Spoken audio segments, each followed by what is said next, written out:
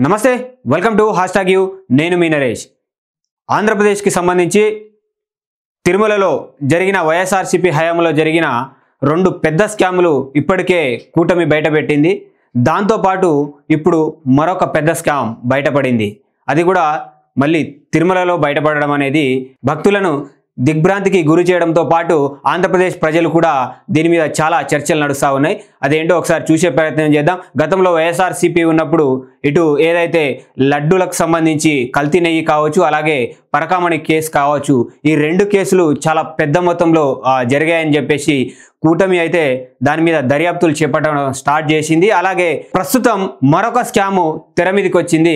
శ్రీవారికి సంబంధించిన పట్టు వస్త్రాలు ఏవైతే ఉన్నాయో ఆ పట్టు వస్త్రాల స్కామ్ మళ్ళీ తెరపైకి వచ్చింది. ఇది పెద్ద స్కామ్గా కూటమి చెప్తా ఉంది. దీన్ని దర్యాప్తు చేయిస్తున్నారు కూటమి ప్రభుత్వం.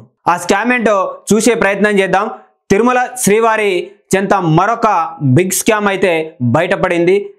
ఇప్పటికే లడ్డులో నెయ్యి కల్తీ, పరకామణి కేసులు కొనసాగుతున్న నేపథ్యంలో భారీ స్కామ్ బయటపడింది. ప్రపంచ ప్రఖ్యాతిగాంచిన తిరుమల దేవస్థానంలోని దశాబ్దాల కాలంగా ఈ స్కామ్ జరుగుతోంది. వేద ఆశీర్వచనం పొందే ప్రముఖులు ఇచ్చే పట్టు వస్త్రాలు ఏవైతే ఉన్నాయో సారిగా దుప్పట అంటారు వాటిని. దానికి సంబంధించి కొనుగోలులో భారీ మోసం జరిగినట్టుగా తిరుమల విజిలెన్స్ గుర్తించింది. తిరుమల వేద ఆశీర్వచనంలో భారీ మోసం బయటపడింది. ప్రముఖులకు ఇచ్చే పట్టు వస్త్ర దుప్పట కొనుగోలులో భారీ మోసం జరిగింది.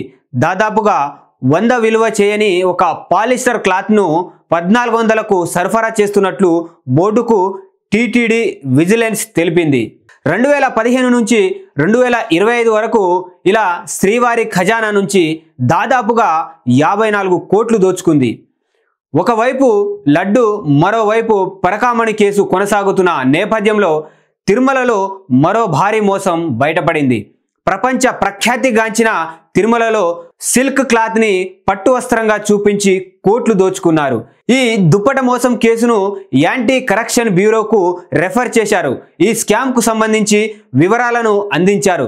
సాధారణంగా టీటీడీ సిల్క్ దుప్పటను తిరుమల దాతలకు, భక్తులకు వేద ఆశీర్వచనాలు ఇచ్చే సమయంలో రంగనాయకుల మఠం వద్ద విఐపి బ్రేక్ దర్శనం వారికి దాతలకు అందజేస్తారు. విఐపి బ్రేక్ దర్శనం టికెట్ కొనుగోలుదారులకు కూడా ఈ దుప్పటతో సత్కరిస్తారు. ఇక తిరుమల చైర్మన్ బిఆర్ నాయుడు ఆధ్వర్యంలో ఈ భారీ స్కామ్ బట్టబయలు చేశారు. టెండర్ దక్కించుకున్న వారు కోట్లలో మోసం చేశారు. అయితే తిరుమల నిబంధనల ప్రకారం మల్బారీ సిల్క్స్ ద్వారా మాత్రమే ఈ దుప్పటలను తయారు చేయాలి. ప్రతి ఒక్కరూ అంగవస్త్రంపై ఓం నమో వెంకటేశాయ అని సంస్కృతంలో రాసి ఉంటుంది. మరోవైపు తెలుగులో కూడా ఉంటుంది. శంకుచక్ర నామాల సింబల్స్తో సూచించి సైజు, బరువు, బార్డర్ డిజైన్తో రూపొందిస్తారు. అయితే నాసీ రకం పాలిస్టర్ వస్త్రాన్ని పట్టు వస్త్రంగా సరఫరా చేస్తున్నట్టు విజిలెన్స్ గుర్తించింది.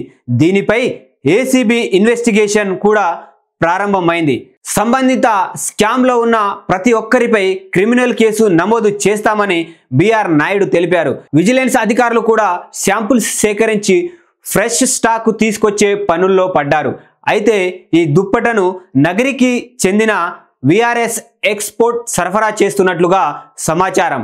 10 సంవత్సరాలుగా వీళ్ళు సరఫరా చేస్తున్నారు. బెంగళూరులోని సిల్క్ బోర్డుకు లాబొరేటరీకి ఈ శాంపిల్ని తరలించారు. తిరుమలలో జరిగిన ఇంత పెద్ద స్కామ్ బయటకు వచ్చింది. సో దీనికి సంబంధించి ఏదైతే ఇటు భక్తులు, అటు కూటమి ప్రభుత్వంతో పాటు ఆంధ్రప్రదేశ్ ప్రజలు ఎవరైతే ఉన్నారో చాలా దిగ్భ్రాంతికి గురయ్యారు. ఈ తిరుమల స్కామ్ గురించి మీ అభిప్రాయాలను కామెంట్ రూపంలో తెలియజేయండి. అప్పటి వరకు చూస్తూనే ఉండండి #యు.